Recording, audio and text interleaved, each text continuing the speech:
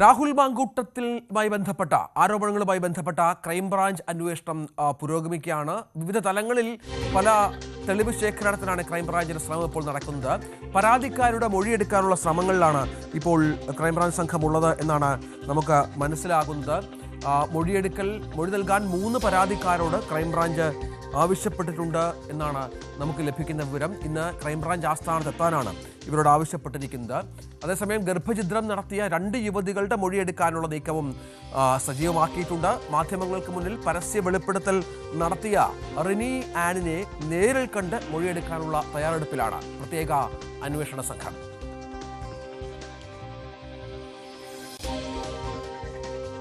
പരാതിക്കാരോട് crime branch ആസ്ഥാനത്ത് ഇന്ന് എത്താനാണ് നിർദ്ദേശം. വളരെ പ്രധാനമാണ്. കാരണം ഈ ക്രൈംബ്രാഞ്ച് ആസ്ഥാനത്തെത്തി ഈ പരാതിക്കാർ മൊഴി നൽകിയാൽ അത് ഈ കേസിൽ രാഹുലിന് വലിയ കുരുക്കായി മാറും, സംശയമില്ല. നിരവധി പെൺകുട്ടികളുടെ പേരുകൾ പറഞ്ഞു കേൾക്കുന്നുണ്ട്. 2 പെൺകുട്ടികൾക്ക് ഗർഭഛിദ്രം നടത്തി എന്നുള്ള വിവരം കഴിഞ്ഞ ദിവസം പുറത്തു വന്ന പശ്ചാത്തലമുണ്ട്. ഇവരൊക്കെ മൊഴി നൽകാൻ തയ്യാറാകുമോ എന്നുള്ളതാണ് കാത്തിരുന്ന് കാണേണ്ടത്. നമുക്കറിയാം, നേരത്തെ ഹേമ കമ്മീഷനുമായി ബന്ധപ്പെട്ട് ഇങ്ങനെ ഒരു അന്വേഷണ സംഘം രൂപീകരിക്കുകയും വിവിധ പരാതികൾ സ്വീകരിക്കുകയും മറ്റും ചെയ്തിരുന്നു. പക്ഷേ പരാതിക്കാർ പലരും അതിൽ ഉറച്ചു നിന്നില്ല. അതോടുകൂടിയ കമ്മീഷന്റെ പ്രവർത്തനം തന്നെ അവതാളത്തിലാകുന്ന പശ്ചാത്തലമൊക്കെ സൃഷ്ടിക്കപ്പെട്ടതാണ്. ആ തരത്തിലാണോ കാര്യങ്ങൾ എന്നത് കാത്തിരുന്ന് കാണണം. രാഹുൽ മാങ്കൂട്ടത്തിനെതിരെ മൊഴി നൽകാൻ ഈ പെൺകുട്ടികൾ തയ്യാറായാൽ യാതൊരു സംശയവുമില്ല, വലിയ കുരുക്കിലേക്ക് രാഹുൽ പോകും എന്ന കാര്യത്തിൽ.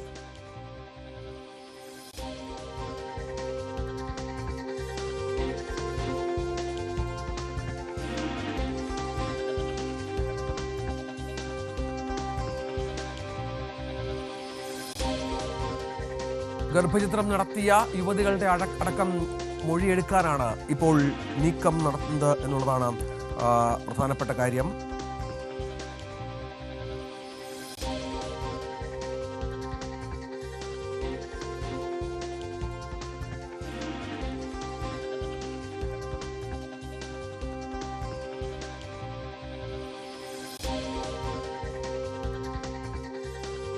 പരാതിക്കാരോട് ഇന്ന് ക്രൈംബ്രാഞ്ച് ആസ്ഥാനത്ത് എത്താനുള്ള നിർദ്ദേശം ക്രൈംബ്രാഞ്ച് സംഘത്തിൻ്റെ ഭാഗത്തു നിന്നുണ്ട്. അവരെത്തുമോ ഇല്ലയോ എന്നുള്ളതാണ് പ്രധാനം. അവരെത്തിയാൽ, അവർ മൊഴി നൽകിയാൽ അത് നേരത്തെ പറഞ്ഞതുപോലെ രാഹുൽ മാങ്കൂട്ടത്തിന് വലിയ കുരുക്കായി മാറുകയും ചെയ്യുമെന്ന കാര്യത്തിൽ സംശയമില്ല.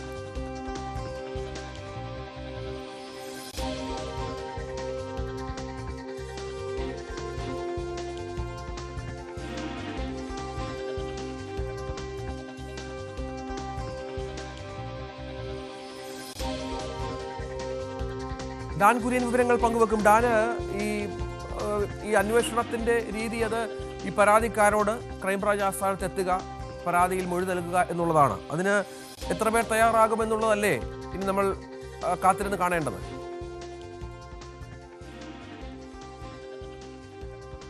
രഞ്ജിത്ത്, എടുത്തു പറയേണ്ട കാര്യം, ഇപ്പോൾ കഴിഞ്ഞ ദിവസം മൊഴി നൽകിയ 2 പേരും ഇന്നും മൊഴി നൽകാൻ എത്താൻ ആവശ്യപ്പെട്ടിരിക്കുന്ന 3 പേരും ഇരകളായിട്ടുള്ളവരല്ല. അതാണ് ഇതിൽ എടുത്തു പറയേണ്ട കാര്യം. ഇവരെല്ലാവരും മാധ്യമ വാർത്തകൾ ശ്രദ്ധയിൽപ്പെട്ടതിന്റെ അടിസ്ഥാനത്തിൽ സംസ്ഥാന പോലീസ് മേധാവിക്കും സിറ്റി പോലീസ് കമ്മീഷണർമാർക്കുമൊക്കെ പരാതി കൈമാറിയ ആളുകളാണ്.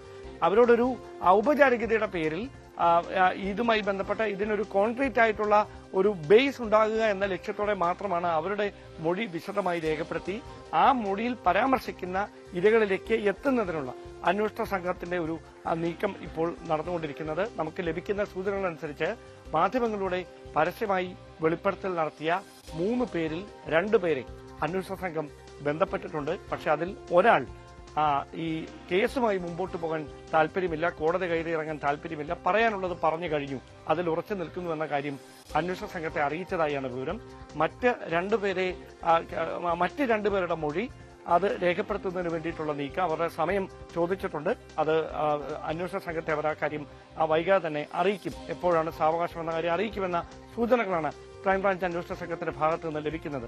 അതിനു പുറമെയാണ് ഏറ്റവും ഗൗരവമേറിയ കഴിഞ്ഞ ദിവസം നമ്മൾ പുറത്തുവിട്ട ഈ ഗർഭചിത്രം നടത്തിയത് 2 യുവതികളാണ് എന്ന കണ്ടെത്തലിൽ അതുമായി ബന്ധപ്പെട്ട അന്വേഷണം വിപുലീകരിക്കുന്ന ഒരു തരത്തിലേക്ക് ക്രൈംബ്രാഞ്ച് എത്തിയിരിക്കുന്നത്. ഇതിൽ ഈ 2 പേർ ഇതുവരെ മൊഴി നൽകാൻ തയ്യാറായിട്ടില്ല. പക്ഷേ അവരുമായി ബന്ധപ്പെട്ട എല്ലാ വിവരങ്ങളും ഈ എവിടെയാണ് ഗർഭചിത്രം നടത്തിയത് കേരളത്തിന് പുറത്ത് ഇതിലൊരാൾ എന്ന കാര്യത്തിലടക്കം കൃത്യമായൊരു വ്യക്തത അന്വേഷണ സംഘത്തിന് ലഭിച്ചിട്ടുണ്ട്. അതുകൊണ്ട് അവിടെ നിന്ന് പരമാവധി തെളിവുകൾ ശേഖരിക്കാനുള്ള ഒരു നീക്കം ഉണ്ടാകും, തുടർന്നാകും. ഒരു തവണ കൂടി ഇവരുടെ മൊഴി നൽകാൻ ഇവർ തയ്യാറാകുമോ എന്നറിയാൻ അന്വേഷണ സംഘം നേരിട്ട് ഇവരെ സമീപിക്കും. അതിന് തയ്യാറാകാതിരിക്കുന്ന സാഹചര്യം ഉണ്ടായാൽ കഴിഞ്ഞ ദിവസം നമ്മൾ റിപ്പോർട്ട് ചെയ്ത പോലെ നിയമോപദേശത്തിന്റെ അടിസ്ഥാനത്തിൽ BNS സെക്ഷൻ 88 അനുസരിച്ച് ഈ കേസിൽ ഈ സംഭവത്തിൽ നേരിട്ട് കേസ് രജിസ്റ്റർ ചെയ്യാനുള്ള ഒരു നീക്കത്തിലേക്ക് ക്രൈംബ്രാഞ്ച് കടക്കാനാണ് സാധ്യത എന്ന വിവരങ്ങളാണ് ഇപ്പോൾ പുറത്തുവരുന്നത്. അതിന്റെ നിയമസാധുതയാണ്. കാരണം കോൺക്രീറ്റ് ആയിട്ടുള്ള തെളിവില്ലാതെ, മൊഴിയില്ലാതെ, നേരത്തെ പറഞ്ഞ ഇരകളുടെ മൊഴിയില്ലാതെ ശക്തമായ രീതിയിൽ രാഹുലിനെതിരെ എങ്ങനെ നിയമ നടപടി സ്വീകരിക്കുമെന്നുള്ള പ്രശ്നം കൂടി ഉണ്ടല്ലോ. കാരണം ഈ മാധ്യമ വാർത്തകളിൽ പരാതിപ്പെട്ടവരുടെ മൊഴിക്ക് യാതൊരു സാങ്കത്യം ഉണ്ടാകില്ല. അതിന് എത്രത്തോളം ഈ പറഞ്ഞ പോലെ നിയമപരമായി വിലയുണ്ടാകുമെന്ന് കാത്തിരുന്ന് കാണണം. ഒപ്പം ഈ പെൺകുട്ടികൾ, ഇരയാക്കപ്പെട്ട പെൺകുട്ടികളുടെ മൊഴിയാണ് പ്രധാനം. അവർ ക്രൈംബ്രാഞ്ച് സംഘത്തിന് മുന്നിൽ മൊഴി നൽകുകയോ അല്ലെങ്കിൽ കോടതിക്ക് മുന്നിൽ മൊഴി നൽകുകയോ മറ്റോ ചെയ്താൽ മാത്രമാണ് ഈ കേസ് കുറച്ചുകൂടി സ്ട്രോങ് ആവുക. ആ നീക്കം നടന്നില്ലെങ്കിൽ ഈ കേസിൽ എന്ത് സംഭവിക്കുമെന്നുള്ളൊരു ആശങ്ക കൂടി ഉണ്ടാകുമല്ലോ സ്വാഭാവികമായ സംഘത്തിന്. ഡാൻ, അതായത് ഈ അന്വേഷണ സംഘം നൽകുന്ന സൂചനകൾ അനുസരിച്ച് ഈ കേസിൽ ഇരകളാക്കപ്പെട്ടവർ അല്ലെങ്കിൽ മാധ്യമ വാർത്തകളിലൂടെ പുറത്തു വന്ന ഈ വെളിപ്പെടുത്തലുകളൊക്കെ നടത്തിയിരിക്കുന്നവർ നിലവിൽ നേരിടുന്നത് 2 പ്രതിസന്ധികളാണ്. അതിലൊന്ന്, വ്യക്തിപരമായി അവരെ വലിയ തരത്തിൽ കടന്നാക്രമിക്കാനുള്ള ഒരു ശ്രമം കഴിഞ്ഞ ഏതാനും ദിവസങ്ങളായി തേജോവധം ചെയ്യാനുള്ള നീക്കം, സൈബർ അറ്റാക്കുകൾ തുടർച്ചയായി നടന്നുകൊണ്ടിരിക്കുകയാണ്. അതിൽ വലിയ തരത്തിലുള്ള മാനസിക സമ്മർദ്ദത്തിലാണ് ഇപ്പോൾ ഈ അഭിപ്രായ പ്രകടനം നടത്തിയിരിക്കുന്ന അല്ലെങ്കിൽ വെളിപ്പെടുത്തലുകളുമായി രംഗത്തെത്തിയിരിക്കുന്ന എല്ലാ യുവതികളും. അതിനു പുറമെ മറ്റൊരു പ്രധാനപ്പെട്ട കാര്യം, ഇവരെ നേരിട്ട് സ്വാധീനിക്കാനുള്ള ചില ശ്രമങ്ങൾ, സമ്മർദ്ദ തന്ത്രങ്ങളൊക്കെ മറുവശത്ത് നടക്കുന്നുമുണ്ട്. അങ്ങനെ ഈ 2 സമ്മർദ്ദങ്ങൾക്ക് ഇടയിലാണ് ഈ മൊഴി നൽകാനായി തയ്യാറാകേണ്ട യുവതികളെല്ലാവരും. ഈ ഒരു പശ്ചാത്തലത്തിലാണ് മറ്റ് സാധ്യതകൾ കൂടി ക്രൈംബ്രാഞ്ച് തേടുന്നത്. അവർ കാത്തിരിക്കുകയാണ്. ഇതിലൊരു കൃത്യമായ ഒരു ബേസ് ഉണ്ടാകും എന്ന ആത്മവിശ്വാസത്തിൽ തന്നെയാണ് അന്വേഷണ സംഘം ഉള്ളത്. അന്വേഷണം തുടങ്ങിയിട്ട് ഏതാനും ദിവസങ്ങൾ മാത്രമേ ആകുന്നുള്ളൂ. അതുകൊണ്ട് തന്നെ ഈ ഡിജിറ്റൽ തെളിവുകൾ ശേഖരിച്ചുകൊണ്ട് ഈ കേസിനൊരു ബേസ് ഉണ്ടാക്കുന്നതിനുള്ള നീക്കങ്ങളാണ് ഇപ്പോൾ നടക്കുന്നത് എന്ന് വേണം മനസ്സിലാക്കാൻ. അതോടൊപ്പം ഈ സൈബർ ആക്രമണങ്ങൾക്ക് നേതൃത്വം നൽകുന്നത് ആരെന്ന് കണ്ടെത്താനുള്ള ഒരു നീക്കം കൂടി ഇപ്പോൾ പോലീസിന്റെ സഹായത്തോടെ അവർ നടത്തുന്നുണ്ട്. കാരണം ഈ ഇരകളെ സമ്മർദ്ദത്തിലാക്കുന്നതിന് വേണ്ടി ബോധപൂർവമായ നീക്കത്തിന്റെ ഭാഗമായിട്ടാണോ ഈ സൈബർ ആക്രമണം എന്ന കാര്യത്തിലാണ് ഇതുമായി ബന്ധപ്പെട്ട വിവരശേഖരണം അടക്കം ക്രൈംബ്രാഞ്ച് ആരംഭിച്ചിരിക്കുന്നത്. ശരി, ഡാൻ കുര്യൻ വിവരങ്ങൾ പങ്കുവച്ചു. ആഗോള അയ്യപ്പ സംഘവുമായി ബന്ധപ്പെട്ട വിവാദങ്ങളിൽ UDF നിലപാട് ഇന്നറിയാം. പ്രതിപക്ഷ നേതാവ് VD സതീശൻ മാധ്യമങ്ങളെ കാണും. കഴിഞ്ഞ ദിവസം അയ്യപ്പ സംഗമത്തിലേക്ക് ക്ഷണിക്കാനെത്തിയ ദേവസ്വം ബോർഡ് പ്രസിഡന്റ് PS പ്രശാന്തിനെ കാണാൻ സതീശൻ തയ്യാറായിരുന്നില്ല. ഡാൻ വിവരങ്ങൾ പങ്കുവെക്കുക. ഡാൻ, സതീശന്റെ ഇന്നലത്തെ നിലപാട് തന്നെ പ്രധാനമാണ്. ദേവസ്വം ബോർഡ് പ്രസിഡന്റ് നമുക്കറിയാം പഴയ കോൺഗ്രസ് നേതാവാണ്, കോൺഗ്രസ് സ്ഥാനാർത്ഥിയായി മത്സരിച്ച ആളാണ്. ഒരുപക്ഷെ ആ തരത്തിലുള്ള നീരസം സതീശൻ ഉണ്ടാകാം. പക്ഷേ ഈ ആഗോള അയ്യപ്പ സംഘവുമായി ബന്ധപ്പെട്ടും അതേ നിലപാടിലേക്ക് തന്നെ പാർട്ടി അല്ലെങ്കിൽ മുന്നണി എത്തുമെന്നല്ലേ പ്രതീക്ഷിക്കേണ്ടത്?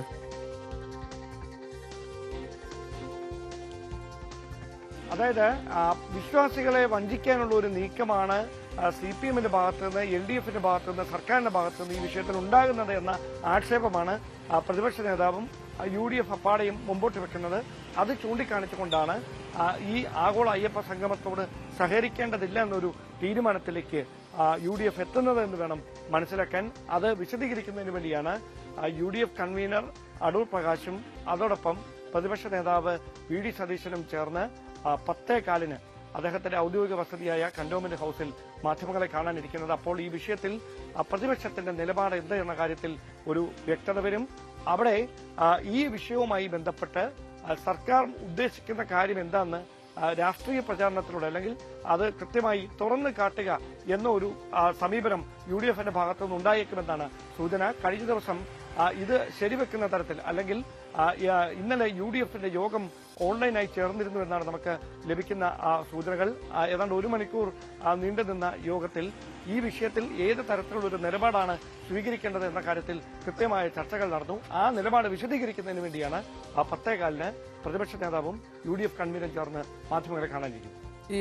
ഇത്തരം UDF പങ്കെടുക്കുന്നില്ല, മറ്റ് BJP അടക്കമുള്ള പാർട്ടികൾ പങ്കെടുക്കുന്നില്ല എങ്കിൽ പോലും ആഗോള അയ്യപ്പ സംഘവുമായി മുന്നോട്ട് പോകും എന്നുള്ളതും വളരെ വ്യക്തമാക്കിയിട്ടുണ്ടല്ലോ സർക്കാരും ദേവസ്വം ബോർഡും മറ്റും. അക്കാര്യത്തിൽ കൂടുതൽ തയ്യാറെടുപ്പുകളായി തന്നെ മുന്നോട്ട് പോവുകയാണല്ലേ?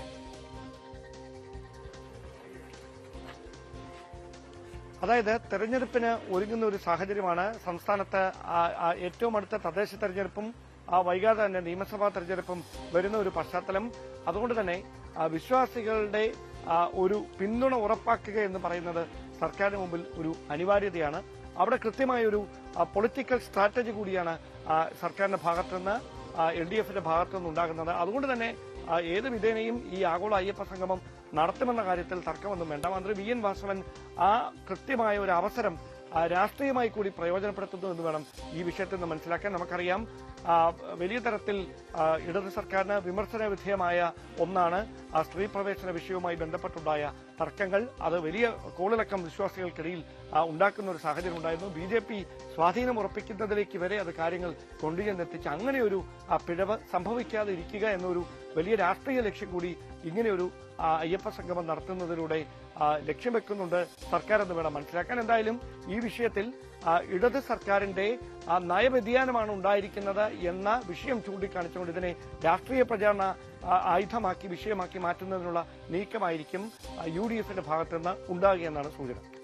അതാണ് സാഹചര്യം. ഏതായാലും ആഗോള അയ്യപ്പ സംഗമവുമായി സർക്കാർ മുന്നോട്ടാണ്. UDF നിലപാട് ഇന്നറിയാം. UDF പങ്കെടുക്കാനുള്ള സാധ്യതകളും വിരളമാണ്. അതേസമയം മുസ്ലിം ലീഗ് നേതാവ് കുഞ്ഞാലിക്കുട്ടിയൊക്കെ വിശ്വാസികൾക്ക് വിശ്വാസം സംരക്ഷിക്കാനാണെങ്കിൽ അയ്യപ്പ സംഗമം നടത്തുന്നതിൽ എന്താണ് തെറ്റ് എന്നുള്ള ചോദ്യം ഉന്നയിച്ച സാഹചര്യം കൂടി ഇതിനോട് ചേർത്ത് വെക്കുകയും വേണം. ഡാൻ ഗുരിനാണ് വിവരങ്ങൾ പങ്കുവെക്കുന്നത്. കൈക്കൂലി വാങ്ങുന്നതിനിടെ വിജിലൻസ് പിടിയിലായ മരട് SI ഗോപകുമാറിനെ ഇന്ന് മജിസ്ട്രേറ്റ് കോടതി മുൻപാകെ ഹാജരാക്കും. വാഹനാപകടവുമായി ബന്ധപ്പെട്ട കേസിലെ പരാതിക്കാരനിൽ നിന്നും 10,000 രൂപ കൈക്കൂലി വാങ്ങുന്നതിനിടെയാണ് SI പിടിയിലായത്. ആജ്ഞ രവീന്ദ്രൻ ഏറ്റവും പുതിയ വിവരങ്ങളുമായി ചേരുകയാണ്. ആജ്ഞ, ഇയാൾ നേരത്തെ ഇത്തരം കേസുകളിൽ പെട്ടിരുന്ന ആളാണോ? മറ്റു വിവരങ്ങൾ, ഇയാളുടെ ഒരു പശ്ചാത്തലമൊക്കെ എന്താണ്? ആജ്ഞ രവീന്ദ്രൻ വിവരങ്ങൾ പങ്കുവെക്കും. മരട് SI കൈക്കൂലി കേസിലാണ് ഇപ്പോൾ വിജിലൻസിന്റെ പിടിയിലായത്. മരട് SI ഗോപകുമാറാണ് പിടിയിലായത്. ഇയാളെ ഇന്ന് മജിസ്ട്രേറ്റിന് മുൻപാകെ ഹാജരാക്കും. വാഹനാപകടവുമായി ബന്ധപ്പെട്ട ഒരു കേസിലെ പരാതിക്കാരിൽ നിന്ന് 10,000 രൂപയാണ് ഇയാൾ കൈക്കൂലി വാങ്ങിയത് എന്നാണ് മനസ്സിലാക്കേണ്ടത്. ആജ്ഞ രവീന്ദ്രൻ വിവരങ്ങളുമായി ചേരും. ദൃശ്യങ്ങളാണ് പ്രേക്ഷകർ കാണുന്നത്. വിജിലൻസിന് കിട്ടിയ രഹസ്യ വിവരത്തിൻ്റെ അടിസ്ഥാനത്തിലായിരുന്നു പരിശോധനയെന്നാണ് ഇപ്പോൾ നമുക്ക് മനസ്സിലാക്കേണ്ടത്. ഈ പരിശോധനയിൽ SI കുടുങ്ങുകയുമായിരുന്നു.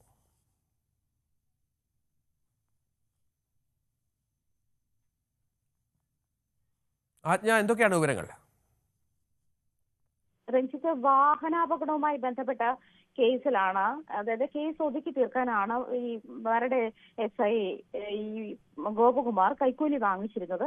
അങ്ങനെ ഒരു സാഹചര്യത്തിൽ 25-ാം തീയതിയാണ് ഈ അപകടമുണ്ടായത്. വാഹനം വിട്ടുകൊടുക്കാൻ SI 10,000 രൂപ കൈക്കൂലി ആവശ്യപ്പെടുകയായിരുന്നു. തുടർന്ന് ഇതുമായി ബന്ധപ്പെട്ട് ഇവര് മേലുദ്യോഗസ്ഥരെ അറിയിക്കുകയും അതിനുശേഷം നടത്തിയിട്ടുള്ള, അതായത് കെണി ഒരുക്കിയാണ് ഈ പറഞ്ഞ SIയെ പിടികൂടുന്ന ഒരു സാഹചര്യം ഉണ്ടായത്. നേരത്തെയും ഇത്തരം സാഹചര്യങ്ങളിൽ മരട് SI ഇടപെട്ടിട്ടുണ്ടോ എന്നുള്ള കാര്യത്തിൽ വ്യക്തതയില്ല. എന്നിരുന്നാൽ പോലും മുൻപ് അദ്ദേഹത്തിന്റെ പേരിൽ ഇത്തരം കേസുകൾ ഉണ്ടായിട്ടില്ല എന്നുള്ള ഒരു സാഹചര്യം കൂടിയാണ് കണക്കിലെടുക്കുന്നത്. അങ്ങനെയുള്ളപ്പോൾ എന്തായാലും ഈ 10,000 രൂപ ഇദ്ദേഹം കൈക്കൂലി ആവശ്യപ്പെട്ടു എന്നുള്ള കാര്യത്തിൽ വ്യക്തതയുണ്ട്. അതുപോലെ തന്നെ 10,000 രൂപ കിട്ടാതെ വണ്ടി തരില്ല എന്നൊരു കടും പിടുത്തം SI അങ്ങനെ ഒരു നിലപാടിലായിരുന്നു SI ഉറച്ചു നിന്നിരുന്നു. അതിനുശേഷമാണ് ഈ ക്ലയന്റ് ബുദ്ധിമുട്ടായതോട് കൂടിയിട്ടാണ് അദ്ദേഹം നേരത്തെ പോലീസ് സ്റ്റേഷൻ അറിയിക്കുകയും പോലീസുകാരെ അറിയിക്കുകയും അന്ന് തുടർന്ന് ഇവർ തന്നെ SI കൈക്കൂലി വാങ്ങാനുള്ള സാഹചര്യം ഉണ്ടാക്കി, അല്ലെങ്കിൽ അത്തരത്തിലൂടെ കെണി ഉണ്ടാക്കുകയും ആ കെണിയിൽ പുള്ളി പെടുകയും ചെയ്യുന്ന ഒരു സാഹചര്യമായിരുന്നു. അങ്ങനെയാണ് ഗോപകുമാറിനെ നേരിട്ട് കസ്റ്റഡിയിൽ എടുക്കുന്ന ഒരു സാഹചര്യം ഉണ്ടായത്. അതുപോലെ വിജിലൻസ് സംഘമാണ് SI ഗോപകുമാറിനെ പിടികൂടിയത്. നേരത്തെ തന്നെ പറഞ്ഞ പോലെ 10,000 രൂപയാണ് ഇന്ന് അദ്ദേഹത്തെ മജിസ്ട്രേറ്റിന്റെ മുൻപാകെ ഹാജരാക്കും.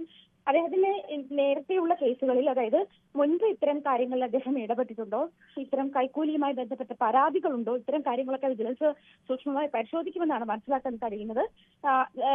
കൈക്കൂലി സ്റ്റേഷനിൽ വെച്ച് തന്നെയാണ് അദ്ദേഹം കൈക്കൂലി വാങ്ങിയത്. ഇത് നേരത്തെ രഞ്ജിത് സൂചിപ്പിച്ച പോലെ ഈ ഇതുമായി ബന്ധപ്പെട്ട ആക്സിഡന്റുമായി ബന്ധപ്പെട്ട ഒരു വാഹനം കസ്റ്റഡിയിൽ എടുക്കുകയും ആ വാഹനം വിട്ടുകൊടുക്കണമെങ്കിൽ ഈ പറഞ്ഞ പൈസ നൽകണമെന്ന് വാഹന ഉടമയുടെ SI കടുംപിടുത്തം പിടിക്കുകയും ചെയ്തിരുന്നതാണ്. പണം കിട്ടാതെ താൻ വാഹനം വിട്ടു തരില്ല എന്നുള്ള നിലപാട് SI ഉറപ്പിച്ചു പറഞ്ഞിരുന്നു. ഇതോടെയാണ് ഈ വാഹന ഉടമ വിജിലൻസിനെ സമീപിക്കുകയും തുടർന്ന് വിജിലൻസ് ഈ കാര്യത്തിൽ നേരത്തെ സൂചിപ്പിച്ചതുപോലെ ഒരു കെണിയൊരുക്കുകയും മരട് പോലീസ് സ്റ്റേഷനിൽ വാഹന ഉടമ മരട് പോലീസ് സ്റ്റേഷനിലെത്തി അദ്ദേഹത്തിന് ഈ കൈക്കൂലി നൽകുന്ന ഒരു സാഹചര്യം ഉണ്ടാവുകയും വിജിലൻസ് അദ്ദേഹത്തെ അറസ്റ്റ് ചെയ്യുകയും ചെയ്തത്. അതായത് ഈ പണം കൈമാറിയതിന് തൊട്ടു പിന്നാലെ തന്നെ ഗോപകുമാറിനെ വിജിലൻസ് പിടികൂടുന്ന ഒരു സാഹചര്യമുണ്ട്. ഇത്തരം നേരത്തെ അതായത് പരാതികൾ ഉയർന്നിട്ടുണ്ടെങ്കിൽ പോലും അദ്ദേഹത്തിന് മുൻപും ഇത്തരം കേസുകൾ മരട് പോലീസ് സ്റ്റേഷനുമായി ബന്ധപ്പെട്ടാണ് ഇത്തരം പരാതികൾ നേരത്തെ ഉയർന്നിട്ടുള്ളത്. SIയുമായി ബന്ധപ്പെട്ട് ഇത്തരം പരാതികൾ ഉയർന്നതായി നിലവിൽ കണ്ടെത്തിയിട്ടില്ല. പക്ഷെ അത്തരം ഒരു സാഹചര്യം കൂടി പരിശോധിക്കുമെന്നാണ് മനസ്സിലാക്കുന്നത്. അതേസമയം ഈ SI ഗോപകുമാറിന്റെ വീട്ടിലടക്കം വിജിലൻസ് പരിശോധന നടത്തും എന്നൊരു കാര്യം കൂടി വിജിലൻസിന്റെ ഭാഗത്തുനിന്ന് വ്യക്തമാക്കുന്നുണ്ട്. ശരി, ആജ്ഞയാണ് വിവരങ്ങൾ പങ്കുവച്ചുകൊണ്ടിരിക്കുന്നത്. മറ്റൊരു വാർത്തയും കൊച്ചിയിൽ നിന്നാണ്. അത് കൊച്ചിയിലെ വിവിധ ലഹരി കേസുകളിലായി 4 പേർ പിടിയിലായി എന്നുള്ളതാണ്. എളമക്കര, തോപ്പുംപടി, പാലാരിവട്ടം എന്നിവിടങ്ങളിൽ ആയിരുന്നു പരിശോധന. ഡാൻസ് ഓഫ് സംഘമാണ് പ്രതിയെ അറസ്റ്റ് ചെയ്തത്. ആജ്ഞ ചേരുകയാണ്. ആജ്ഞ, ഇപ്പോൾ നമുക്കറിയാം ഓണക്കാലമാണ്, ലഹരി ഒക്കെ ഇങ്ങോട്ടേക്ക് വല്ലാതെ പ്രവഹിക്കുന്ന ഒരു സമയം കൂടിയാണ്. നേരത്തെ ലഭിച്ച വിവരത്തിന്റെ അടിസ്ഥാനത്തിലായിരുന്നോ പരിശോധന?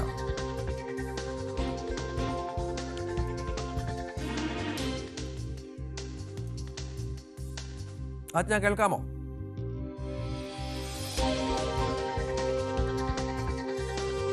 കൊച്ചിയിൽ ലഹരിവേട്ട എന്നുള്ളതാണ് ഏറ്റവും പുതിയ വാർത്ത. ഡാൻസ് ഓഫ് സംഘം 4 പേരെ അറസ്റ്റ് ചെയ്തു. എളമക്കരയിൽ നിന്ന് 2.26 കിലോഗ്രാം കഞ്ചാവ് പിടികൂടിയ പശ്ചാത്തലമുണ്ട്. ഒഡീഷ സ്വദേശി ഹരേ കൃഷ്ണ നായിക്കാണ് കസ്റ്റഡിയിലായ ഒരാൾ. തോപ്പുംപടിയിലും പാലാരിവട്ടത്തും MDMAയും പിടിച്ചു. മട്ടാഞ്ചേരി സ്വദേശികളായ മുസ്തഫ, നാസിഫ് എന്നിവർ പിടിയിലായി. മലപ്പുറം വട്ടക്കുളം സ്വദേശി വിഷ്ണുരാജിനെ പിടിച്ചത് പാലാരിവട്ടത്തു നിന്നാണ്. ആജ്ഞ, എന്തൊക്കെയാണ് മറ്റു വിവരങ്ങൾ?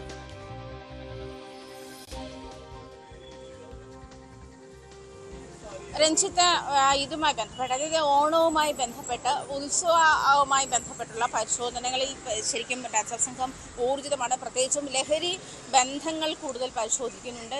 കേരളത്തിലേക്ക് ഈ സമയത്ത് ലഹരി കടത്തുകൾ ഏറുകയും അല്ലെങ്കിൽ ലഹരി വിൽപ്പന ഏറുകയും ചെയ്യുന്ന ഒരു സാഹചര്യമാണെന്ന് മനസ്സിലാക്കിക്കൊണ്ട് തന്നെയാണ് ഡാൻസ് ഓഫ് സംഘവും പോലീസും അതുമായി ബന്ധപ്പെട്ടിട്ടുള്ള പരിശോധനകൾ ഊർജിതമാക്കിയിട്ടുണ്ട്. പ്രത്യേകിച്ചും അവർ പോലീസ് സ്റ്റേഷനിൽ നിന്നും അറിയിക്കുന്നതനുസരിച്ച് അന്യസംസ്ഥാന വാഹനങ്ങൾ, അതായത് സംശയമുണ്ടാക്കത്തക്ക രീതിയിൽ വരുന്ന വാഹനങ്ങളെല്ലാം പരിശോധിക്കുന്നുണ്ട്, ആളുകളെ പരിശോധിക്കുന്നുണ്ട്. അങ്ങനെ ഒരു സാഹചര്യത്തിലാണ് കഴിഞ്ഞ ദിവസം 4 പേരെയാണ് വിവിധ കേസുകളിലായി കൊച്ചിയിൽ ഡാൻസ് ഓഫ് സംഘം പിടികൂടിയത്. ഇതിൽ 2 കേസുകളെ MDMA കേസുകളാണ്, ഒരു കേസ് കഞ്ചാവ് കേസുമാണ്. ഈ കഞ്ചാവ് കേസ് എന്ന് പറയുന്നത് 2 കിലോയിലധികം കഞ്ചാവാണ് ഒഡീഷ സ്വദേശി ഹരികൃഷ്ണ നായക്കിൽ നിന്ന് പിടികൂടിയത്. അതേസമയം നേരത്തെ ഇയാളിൽ നിന്നും തന്നെ തൃപ്പൂണിത്തുറ പോലീസ് ഇയാളെ 1 കിലോ കഞ്ചാവുമായി കസ്റ്റഡിയിലെടുത്തതാണ്. പക്ഷേ മനസ്സിലാവാത്തത്, അതായത് മെയ് മാസത്തിലാണ് കസ്റ്റഡിയിലെടുത്തത്. മനസ്സിലാവാത്ത ഈ 1 കിലോ കഞ്ചാവിന് മേലെ കസ്റ്റഡിയിലെടുത്താൽ അത് പണിഷബിൾ ഒഫൻസ് എന്ന് മാത്രമല്ല, അതായത് ജയിലിൽ കിടക്കാവുന്ന തരത്തിലുള്ള, ജാമ്യം കിട്ടാത്ത വകുപ്പിൽപ്പെടുന്ന തരത്തിലുള്ള ഒഫൻസാണ്. എന്നിട്ടും ഈ ചെറിയ കാലയളവിനുള്ളിൽ അയാൾ മറ്റൊരു വലിയ ലോഡുമായി അയാളെ പിടികൂടുന്ന ഒരു സാഹചര്യം കൂടി ഉണ്ടായി. അങ്ങനെയുള്ളപ്പോൾ ഇതിനകത്ത് ഉണ്ടാകുന്ന ഒരു സംശയം എന്ന് പറയുന്നത് ഈ ലഹരി കേസിൽ പിടികൂടുന്ന പ്രതികളെ, അത് പ്രത്യേകിച്ചും ജാമ്യമില്ല വകുപ്പ് പ്രകാരം ചാർജ് ചെയ്യേണ്ട കേസുകളിലുള്ള പ്രതികളെ വീണ്ടും അതിന് അനുവദിക്കുന്ന തരത്തിലേക്കുള്ള നീക്കം പോലീസിന്റെ ഭാഗത്തുനിന്ന് ഉണ്ടാകുന്നുണ്ടോ, അല്ലെങ്കിൽ അതോറിറ്റിയുടെ ഭാഗത്തുനിന്ന് ഉണ്ടാകുന്നുണ്ടോ എന്നുള്ള ചോദ്യം ബാക്കിയാവുകയാണ്. കാരണം ഈ മെയ് മാസം മുതൽ ഈ ഒരു കാലയളവിനുള്ളിൽ നേരത്തെ അദ്ദേഹത്തിൻ്റെ 1 കിലോയിൽ മേലെ കഞ്ചാവ് പിടിച്ചിരുന്നു. ഇപ്പോൾ 2.26 kg കഞ്ചാവാണ് ഈ ഹരികൃഷ്ണ നായിക്കിൽ നിന്ന്, ഒഡീഷ സ്വദേശി ഹരികൃഷ്ണ നായിക്കിൽ നിന്ന് പിടികൂടിയത്. മറ്റൊരിടത്ത് അതുപോലെ തന്നെ MDMA പിടികൂടിയിട്ടുണ്ട്.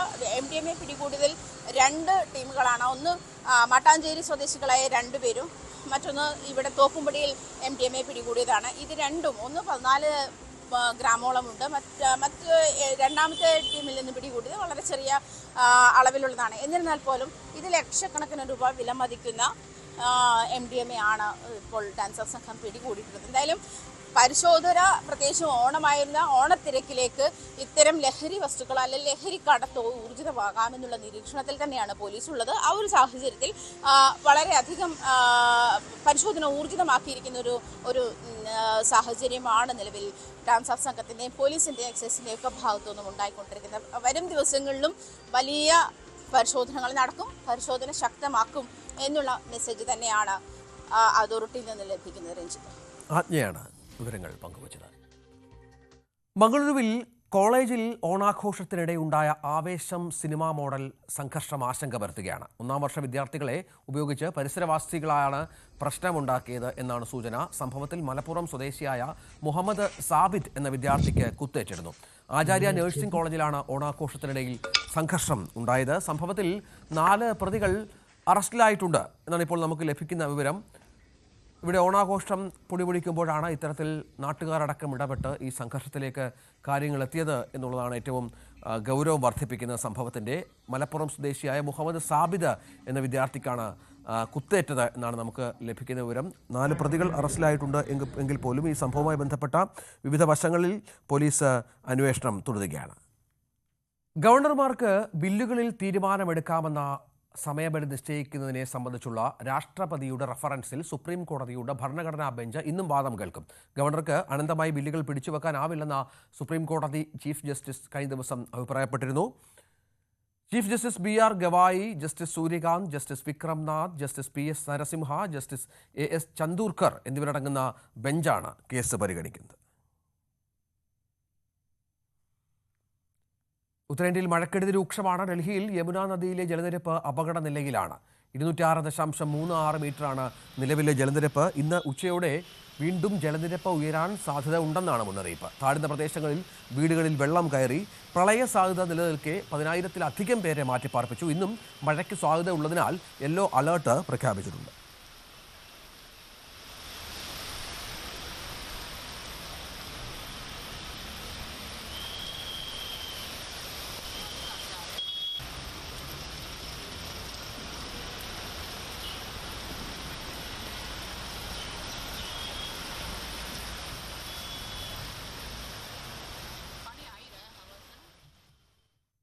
GST കൗൺസിലിൻ്റെ 56ാമത് യോഗത്തിന് ഇന്ന് ഡൽഹിയിൽ തുടക്കമാകും. കേന്ദ്ര ധനമന്ത്രി നിർമ്മല സീതാരാമൻ 2 ദിവസത്തെ യോഗത്തിൽ അധ്യക്ഷത വഹിക്കും. ഇന്ത്യയുടെ അടുത്ത തലമുറ GST പരിഷ്കാരങ്ങളെക്കുറിച്ച് കൗൺസിൽ ചർച്ച ചെയ്യും. സംസ്ഥാനത്തെ കാരുണ്യ സുരക്ഷാ പദ്ധതിക്കും കാരുണ്യ ബെനവലന്റ് ഫണ്ട് പദ്ധതിക്കുമായി 124.63 കോടി രൂപ അനുവദിച്ചതായി ആരോഗ്യവകുപ്പ് മന്ത്രി വീണ ജോർജ്. 76.5 കോടി രൂപ കാരുണ്യ സുരക്ഷാ പദ്ധതിക്കും 49.3 കോടി രൂപ കാരുണ്യ ബെനവലന്റ് ഫണ്ട് പദ്ധതിക്കുമാണ് അനുവദിച്ചിരിക്കുന്നത്. കാരുണ്യ സുരക്ഷാ പദ്ധതിയുടെ നടത്തിപ്പ് ചുമതലയുള്ള സ്റ്റേറ്റ് ഹെൽത്ത് ഏജൻസിയിലൂടെ ഈ തുക സൗജന്യ ചികിത്സ നൽകിയ ആശുപത്രികൾക്ക് വിതരണം ചെയ്തു. സ്റ്റേറ്റ് ഹെൽത്ത് ഏജൻസിയിലൂടെ നടപ്പിലാക്കി വരുന്ന കാരുണ്യ ബെനവലന്റ് ഫണ്ട് ലോട്ടറി വകുപ്പ് മുഖേനയാണ് തുക അനുവദിച്ചത്. ഈ തുക പദ്ധതിയിൽ ഉൾപ്പെട്ടിട്ടുള്ള ആശുപത്രികൾക്ക് നൽകിയതായും മന്ത്രി വ്യക്തമാക്കി. ബിന്ദു പത്മനാഭൻ തിരോധാന കേസിൽ അന്വേഷണം വഴിമുട്ടുന്നു. കൊലപാതക കുറ്റം ചുമത്തിയെങ്കിലും സെബാസ്റ്റ്യനെ കസ്റ്റഡിയിലെടുക്കാനോ അറസ്റ്റ് രേഖപ്പെടുത്താനോ അന്വേഷണ സംഘത്തിനായിട്ടില്ല. മതിയായ തെളിവുകളുടെ അപര്യാപ്തതയാണ് അന്വേഷണ ഉദ്യോഗസ്ഥർ നേരിടുന്ന പ്രതിസന്ധി. 1 മാസം കഴിഞ്ഞിട്ടും DNA പരിശോധനാ ഫലവും വൈകുകയാണ്. ആയിഷ തിരോധാന കേസ് അന്വേഷണത്തിലും സമാനമാണ് സാഹചര്യം. ശരണ്യ സ്നേഹജൻ വിവരങ്ങൾ പങ്കുവെക്കുകയാണ്. ശരണ്യ, ഇപ്പോൾ ഒരുപാട് തെളിവുകൾ, ഏതാണ്ട് പോലീസിന് വളരെ കൃത്യമായി തന്നെ കാര്യങ്ങൾ മനസ്സിലാവുന്ന തെളിവുകൾ ശേഖരിച്ചിരുന്നു. പക്ഷെ അപ്പോഴും കോടതിയിൽ ഇതൊന്നുമല്ല വേണ്ടത്. വ്യത്യസ്തമായ കാര്യങ്ങളിലേക്ക് അന്വേഷണം പോകേണ്ടി വരും. കൃത്യമായ സാക്ഷിമൊഴികൾ വേണ്ടി വരും. മറ്റു തെളിവുകളിലേക്ക് പോകേണ്ടി വരും. ഇതൊക്കെ ഇപ്പോൾ ലഭ്യമാകാത്തൊരു സാഹചര്യമാണോ?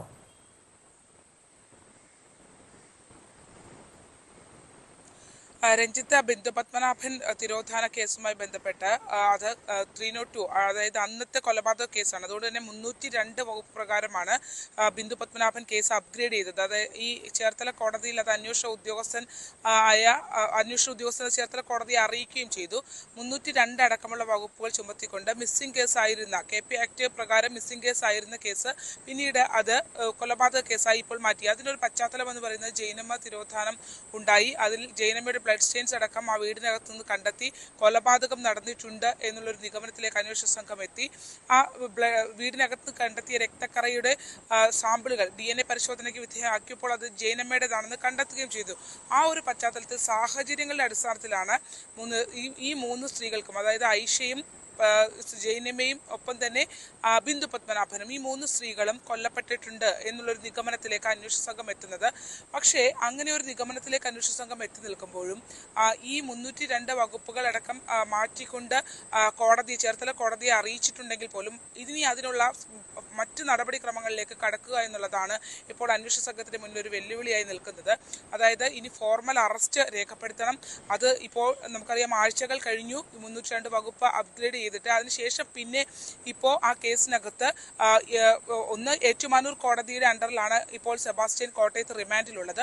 അവിടെ അന്വേഷണ സംഘം ഏറ്റുമാനൂർ കോടതിയെ കൂടി ബോധിപ്പിച്ച ശേഷം വേണം ഈ കേസിൽ ഈ സെബാസ്റ്റ്യന്റെ അറസ്റ്റ് രേഖപ്പെടുത്താനായിട്ട്. ഇപ്പോൾ കോട്ടയം ജയിലിലാണ് അയാൾ ഉള്ളത്, ജില്ലാ ജയിലിലാണ് ഉള്ളത്. അറസ്റ്റ് രേഖപ്പെടുത്തണമെങ്കിൽ അവിടെ കോടതിയെ ബോധിപ്പിക്കാൻ കഴിയത്തക്ക രീതിയിലുള്ള ബിന്ദു പത്മനാഭൻ കേസുമായി കണക്ട് ചെയ്തിട്ടുള്ള തെളിവുകൾ അവിടെ അല്ലെങ്കിൽ അതുമായി ബന്ധപ്പെട്ട റിപ്പോർട്ട് അവിടെ നൽകണം. അതിനുശേഷം വേണം ഈ കോട്ടയം ജില്ലാ ജയിലിലെത്തി അറസ്റ്റ് രേഖപ്പെടുത്താൻ. എന്നാൽ അതിൻ്റെ ഒരു പ്രാഥമികമായ, അതായത് ഏറ്റവും ആദ്യത്തെ കടമ്പ എന്ന് പറയുന്നത് ഈ അറസ്റ്റ് രേഖപ്പെടുത്തുക എന്നുള്ളതാണ്. പക്ഷേ ആഴ്ചകൾ പിന്നിടുമ്പോഴും അറസ്റ്റ് രേഖപ്പെടുത്തൽ അടക്കമുള്ള കാര്യങ്ങളിലേക്ക് കടക്കാൻ അന്വേഷണ സംഘത്തിന് കഴിഞ്ഞിട്ടില്ല എന്നുള്ളതാണ്. മറ്റൊന്ന് ഏറ്റവും പ്രധാനപ്പെട്ടത്, ഇപ്പോൾ ജൈനമ്മ തിരോധാന കൊലപാതക കേസിൽ അറസ്റ്റിലായി റിമാൻഡിൽ കഴിയുന്ന സെബാസ്റ്റ്യനെ ബിന്ദു പത്മനാഭൻ തിരോധാന കേസിലേക്ക് അന്വേഷണ സംഘത്തിന് കയ്യിലേക്ക് കിട്ടണം. അത് കിട്ടുന്നതിന് വേണ്ടി ഉള്ള കസ്റ്റഡി അപേക്ഷ നൽകണമെങ്കിൽ മതിയായ കാര്യങ്ങൾ അതിനകത്ത് ബോധ്യപ്പെടുത്തണം എന്നുള്ളതാണ്. അന്വേഷണവുമായി ബന്ധപ്പെട്ട് സെബാസ്റ്റ്യന്റെ ഇൻവോൾവ്മെന്റുമായി ബന്ധപ്പെട്ട മതിയായ കാര്യങ്ങൾ കോടതിയെ ബോധ്യപ്പെടുത്തി വേണം അത്തരമൊരു നടപടിക്രമങ്ങളിലേക്ക് കടക്കാൻ. അതിലേക്ക് പോകാൻ അന്വേഷണ സംഘത്തിന് ഇതുവരെ കഴിഞ്ഞിട്ടില്ല എന്നുള്ളതാണ്. അതായത് ഈ കേസുമായി ബന്ധപ്പെട്ട തെളിവുകളുടെ അപര്യാപ്തത, കണ്ടെത്തലുകളുടെ അപര്യാപ്തത വലിയ വെല്ലുവിളിയായി അന്വേഷണ സംഘത്തിന് മാറുന്നു എന്നുള്ളതാണ്. നേരത്തെ ബിന്ദുവിന്റെ സഹോദരൻ തന്നെ സൂചിപ്പിച്ചതുപോലെ വിദേശത്തു നിന്നും അദ്ദേഹത്തെയും വിളിച്ചു വരുത്തി DNA സാമ്പിൾ എടുത്തു. പഴയ ചോദ്യങ്ങൾ തന്നെ ആവർത്തിച്ചു ചോദിച്ചു പറഞ്ഞയച്ചു എന്നുള്ളതാണ് വ്യക്തമാക്കിയത്. അപ്പോൾ ആ രീതിയിൽ ഒരു പഴയ കാര്യങ്ങളിൽ നിന്ന് പുതിയതായി എന്ത് അന്വേഷണ സംഘം കണ്ടെത്തി എന്നുള്ളത് ഒരു വലിയ ചോദ്യമാണ്.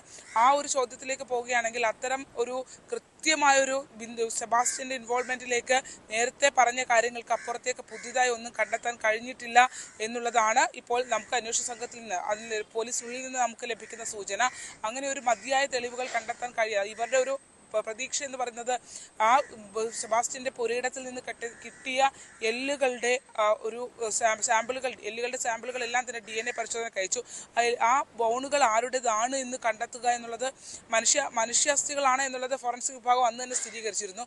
പക്ഷെ അത് ആരുടേതാണ് എന്ന് കണ്ടെത്തുക എന്നുള്ളത് കണ്ടെത്താൻ കഴിഞ്ഞാൽ മാത്രമേ അതിനകത്തൊരു ക്ലാരിറ്റിയിലേക്ക് വരാൻ കഴിയുള്ളൂ. എന്തായാലും അത് ബിന്ദു പത്മനാഭന്റെ ആവാൻ സാധ്യത കുറവാണ് എന്നുള്ളതാണ്. ജൈനമ്മയുടെയും ഒപ്പം തന്നെ ഐഷയുടെയും കേസിലൊരു പോസിബിലിറ്റി പോലീസ് കാണുന്നുണ്ടെങ്കിലും ഈ DNA ഫലം പോലും വൈകുന്നു എന്നുള്ളതാണ്. 7-ാം മാസമാണ്, അതായത് ജൂലൈ മാസമാണ് ഈ സാമ്പിളുകൾ, ജൂലൈ 28-നാണ് സെബാസ്റ്റ്യന്റെ പുരയിടത്തിൽ നിന്നും ഈ സാമ്പിളുകളായിട്ടുള്ള ഈ ബോൺസിന്റെ കഷ്ണങ്ങൾ കിട്ടിയിട്ടുള്ളത്. അത് ശേഖരിച്ച് അത് കത്തിച്ച നിലയിലായിരുന്നു എന്നുള്ളതാണ്. അതുമൊക്കെ അന്വേഷണ സംഘത്തിന് അല്ലെങ്കിൽ പരിശോധനയ്ക്ക് വെല്ലുവിളി ആകുന്നുണ്ട് എന്നുള്ളതാണ്. ഇതുവരെ DNA പരിശോധന ഫലം ലഭ്യമാകില്ല. ഒരു അടിയന്തരമായ കേസാണ്, നമുക്കറിയാലോ. ഇത്രയും സ്ത്രീകളുടെ തിരോധാനം വന്നു നിൽക്കുന്നു. ഒപ്പം തന്നെ ഈ സ്ത്രീകളുടെ തിരോധാനവുമായി ബന്ധപ്പെട്ട് സെബാസ്റ്റ്യൻ കൃത്യമായ ഒരു ഇൻവോൾവ്മെന്റ് ഉണ്ടെന്ന് പുറമെയുള്ള കാര്യങ്ങൾ വെച്ച് പറയും. പക്ഷെ അതിനപ്പുറത്തേക്ക് സാങ്കേതികമായി അത് തെളിയിക്കണമെങ്കിൽ അല്ലെങ്കിൽ കോടതിയുടെ മുന്നിലേക്ക് വരുമ്പോൾ കൃത്യമായ എവിഡൻസ് വേണം. അതിൽ ഗുണം ചെയ്യുന്നതായിരുന്നു ഈ DNA പരിശോധന ഫലം. പക്ഷെ അതും വൈകുന്നു എന്നുള്ളതാണ്. ഈ രക്തസാമ്പിളുകൾ മാത്രമാണ്, കോട്ടയം കേസിൽ മാത്രമാണ് അങ്ങനെ ഒരു തെളിവെടുപ്പും കാര്യങ്ങളിലേക്കും അല്ലെങ്കിൽ കൂടുതൽ ഒരു ഡെപ്തിലേക്ക് പോകാൻ അന്വേഷണ സംഘത്തിന് കഴിഞ്ഞിട്ടുള്ളത്. പക്ഷേ ഇപ്പോഴും ആലപ്പുഴയിലെ അന്വേഷണ സംഘം ഈ കേസുമായി ബന്ധപ്പെട്ട് ഇരുട്ടിൽ തപ്പുകയാണ് എന്നുള്ളതാണ്.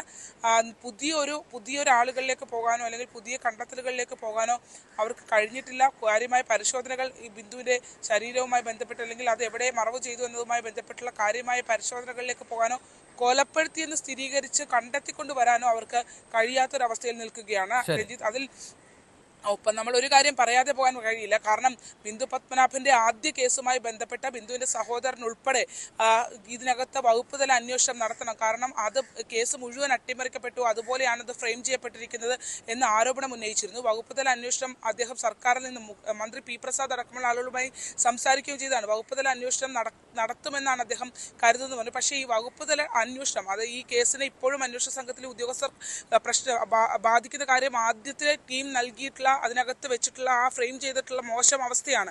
അതുകൊണ്ട് തന്നെ വകുപ്പ് തല അന്വേഷണം എന്നുള്ള ആരോപണം ശക്തി പ്രാപിക്കുന്നതിനിടയിലാണ് ഇപ്പോൾ ഈ സെബാസ്റ്റിനെ ഒന്ന് അറസ്റ്റ് പോലും രേഖപ്പെടുത്താനാകാതെ അന്വേഷണ സംഘം നിൽക്കുന്നത്. ശരി, ശരണ്യാണ് വിവരങ്ങൾ പങ്കുവച്ചത്. അന്വേഷണം വഴിമുട്ടി നിൽക്കുകയാണ്. പുതിയ തെളിവുകൾ ശേഖരിക്കാനുള്ള ശ്രമത്തിലാണ് അന്വേഷണ സംഘം. ഇന്ത്യക്കെതിരെ വീണ്ടും വിമർശനവുമായി ഡൊണാൾഡ് ട്രംപ് രംഗത്ത് വന്നു. ഇന്ത്യ ഏറ്റവും കൂടുതൽ ചുങ്കം ചുമത്തുന്ന രാജ്യമെന്നാണ് ട്രംപിന്റെ കുറ്റപ്പെടുത്തൽ. ഉൽപ്പന്നങ്ങൾ ഇന്ത്യയിൽ വിൽക്കാനാവാത്ത സ്ഥിതിയാണെന്നും ട്രംപ് പറഞ്ഞു.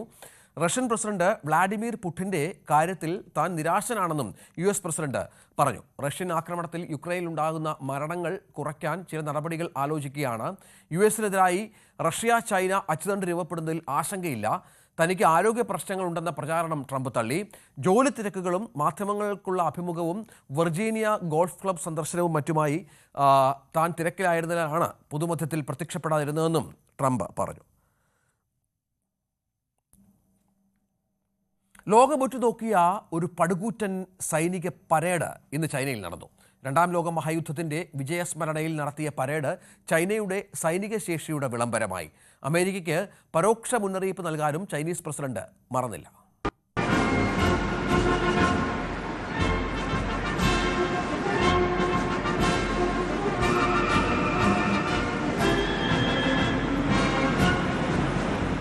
ലോകത്തിന്റെ ശ്രദ്ധ മുഴുവൻ ഇന്ന് ചൈനയിലേക്കായിരുന്നു. 28 രാജ്യങ്ങളുടെ തലവന്മാർ പങ്കെടുത്തെങ്കിലും ക്യാമറ കണ്ണുകൾ ആ 3 നേതാക്കളിലേക്ക് ഒതുങ്ങി. Xi Jinping, Kim Jong Un, Vladimir Putin. ലോകത്തെ ശക്തരായ ഈ നേതാക്കൾ ഒരു വേദിയിൽ ഒരുമിക്കുന്നത് ഇതാദ്യമെന്ന പ്രത്യേകതയും.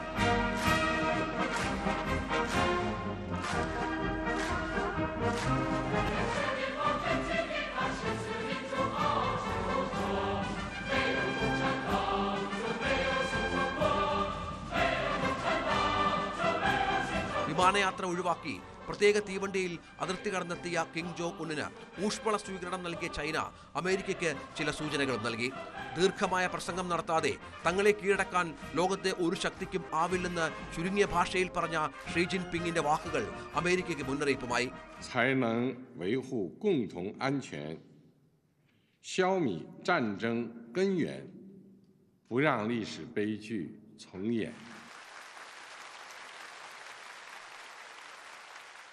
രണ്ടാം ലോക മഹായുദ്ധത്തിൽ ജപ്പാനെ തോൽപ്പിച്ചതിന്റെ വാർഷികം ചൈനയുടെ സൈനിക ശക്തി വിളംബരമായി.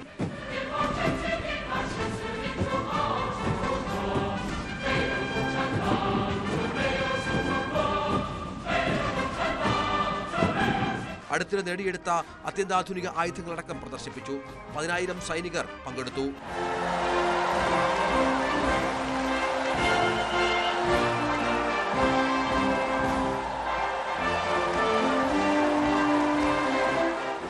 News desk, news 18. കിഴക്കൻ അഫ്ഗാനിസ്ഥാനിൽ ഞായറാഴ്ച രാത്രിയുണ്ടായ ഭൂകമ്പത്തിൽ മരിച്ചവരുടെ എണ്ണം 1400 കവിഞ്ഞു. 3000-ലേറെ പേർക്ക് പരിക്കേറ്റുണ്ടെന്നാണ് വിവരം. തടിയും ചെളിയും കൊണ്ടുണ്ടാക്കിയ ദുർബലമായ വീടുകളും ഭൂകമ്പ നേരത്ത് ആളുകൾ ഉറക്കത്തിലായിരുന്നു എന്നതും മരണസംഖ്യ ഉയരാൻ കാരണമായി. രക്ഷാപ്രവർത്തനം നടക്കുന്നതിനിടെ കിഴക്കൻ അഫ്ഗാനിസ്ഥാനിൽ ചൊവ്വാഴ്ച 5.2 തീവ്രതയുള്ള ഭൂകമ്പമുണ്ടായി. ജലാലാബാദിന് 27 കിലോമീറ്റർ വടക്ക് കിഴക്കായി 8 കിലോമീറ്റർ ആഴത്തിലായിരുന്നു പ്രഭവ കേന്ദ്രം. MG മിഥുൻ വിവരങ്ങൾ പങ്കുവെക്കും. മിഥുന്, വലിയ ദുരന്തമുഖത്താണ് അഫ്ഗാൻ. ലോകരാജ്യങ്ങളിൽ നിന്ന് സഹായങ്ങൾ പ്രവഹിക്കുന്നുണ്ടെങ്കിൽ പോലും ഇപ്പോഴും പല കാര്യങ്ങളും പ്രതിസന്ധിയിലാണല്ലോ അല്ലേ? രജിത്ത്, അങ്ങനെ തന്നെയാണ് കാരണം ഹിന്ദ്കുഷ് പർവ്വതനിരയിലെ പാക് അതിർത്തിയോട് ചേർന്നിട്ടുള്ള മേഖലയിലായിരുന്നു ഇത്തരത്തിൽ വലിയ ഭൂകമ്പം ഉണ്ടാകുന്നത്. ഞായറാഴ്ചയായിരുന്നു റിക്ടർ സ്കെയിൽ 6.1 രേഖപ്പെടുത്തിയ ആദ്യ ഭൂകമ്പം ഉണ്ടാകുന്നത്. അതിൽ നിരവധി പേർ, അതായത് ഈ മേഖല എന്ന് പറയുന്നത് ഒരു വനാതിർത്തിയോട് ചേർന്നിട്ടുള്ള ഒരു മേഖല കൂടിയാണ്. ഒപ്പം തന്നെ ജനങ്ങൾ തിങ്ങിപ്പാർക്കുന്ന മേഖലയാണ്. ഒപ്പം തന്നെ സാധാരണക്കാരായിട്ടുള്ള ജനങ്ങളായതുകൊണ്ട് തന്നെ ഈ തടി കൊണ്ടുമൊക്കെ തയ്യാറാക്കിയിട്ടുള്ള വീടുകളിലാണ് ഇവർ താമസിച്ചുകൊണ്ടിരുന്നത്. അതുകൊണ്ട് തന്നെയാണ് ഇത്തരത്തിൽ ഈ ഭൂകമ്പം ഉണ്ടായതിനെ തുടർന്ന് വീടുകൾ പൊടുന്നതിനെ തകരുകയും ചെയ്തു. ഒപ്പം തന്നെ രാത്രി ആയതുകൊണ്ട് തന്നെ ഇത്തരത്തിൽ ആളുകൾ ഉറങ്ങിക്കിടന്നതും വലിയ രീതിയിൽ ഈ മരണസംഖ്യ ഉയരാൻ ഇടയാക്കി എന്നുള്ളത് തന്നെയാണ്. 1500 ഇപ്പോൾ കടന്നിരിക്കുന്നു മരണസംഖ്യ എന്നുള്ളത് തന്നെയാണ്. 2022-ലും 2023-ലും സമാനമായ രീതിയിലുള്ള ഭൂകമ്പം ഇത്തരത്തിൽ അഫ്ഗാൻ ജനതയെ പിടിച്ചുകുലുക്കിയതാണ്. അതിനുശേഷമാണ് വീണ്ടും വലിയൊരു ദുരന്തം അഫ്ഗാൻ ജനതയെ തേടിയെത്തിയിരിക്കുന്നത് എന്നുള്ളത് തന്നെയാണ്. എന്തായാലും ഈ രക്ഷാപ്രവർത്തനം വെല്ലുവിളിയായി ദുഷ്കരമായി തുടരുന്ന സാഹചര്യത്തിലാണ് ഇന്നലെ രാത്രി വീണ്ടും